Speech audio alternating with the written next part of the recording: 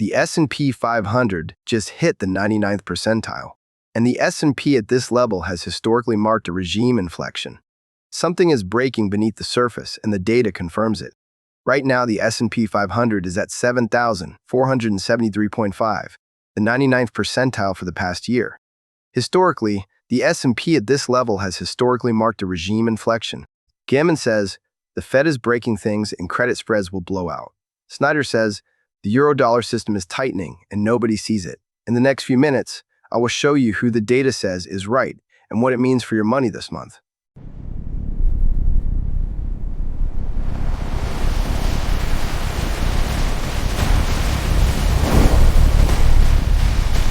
The commodity analyst has been right for 155 straight days.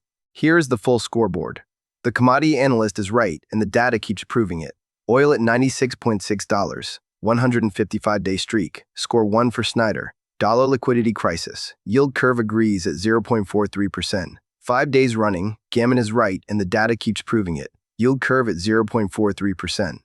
3 days running, score 1 for the volatility expert. Volatility expansion, VIX agrees at 16.8.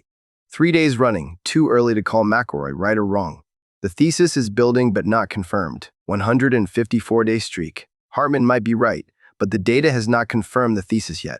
148-day streak. The dollar analyst might be right, but the data has not confirmed the thesis yet. Score today, 4 right, 3 early, 0 wrong. A streak this long means the trend has legs.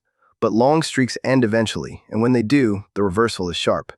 Today's big question, everyone agrees on credit, so who's wrong? Gammon says the Fed is breaking things and credit spreads will blow out. Snider says the euro-dollar system is tightening and nobody sees it. Everyone agrees. In markets, that is usually the setup for a reversal. The crowd is most confident right before the data breaks against them. Here's what the data says. Investment grade spread at 75 basis points. High yield spread at 278 basis points, down 0.7% today. Yield curve at 0.43%, down 12.2% today. Bottom line, everyone agrees. The data hasn't broken yet. History says watch for the reversal. If investment grade spreads crack above 100 basis points, the bearish thesis gets a lot harder to ignore. Right now, they're at 75 basis points. If both investment grade and high yield drop below the 75th percentile, the credit stress call is dead. Investment grade spread at 75 basis points. We'll track it daily on the scoreboard. High yield spread at 278 basis points. We'll track it daily on the scoreboard. Phase 1 is the good times. But good times do not last forever. Here is how close we are to the edge. We are 75 basis points away from Phase 2, the phase where credit breaks and volatility spikes. There is no acceleration in credit stress yet, but we are watching the pace, not just the level. The trigger, investment grade spread crossing 150 basis points. Currently at 75 basis points. Pace is flat or improving, no urgency right now. Phase 1 means risk on is working. Equities, commodities, and real estate all benefit from loose conditions. Enjoy it while it lasts. For context, the last time credit stress built like this, credit spreads blew out and high-yield bonds saw drawdowns of 15%. The credit and rates layer has initial jobless claims, copper-gold ratio flashing red. Snider says the euro-dollar system is tightening and nobody sees it. The data agrees with that assessment. Phase 1 holds with 75 basis points of buffer. Conditions favor risk, but do not get complacent. Wall Street trades the index. We trade the ground.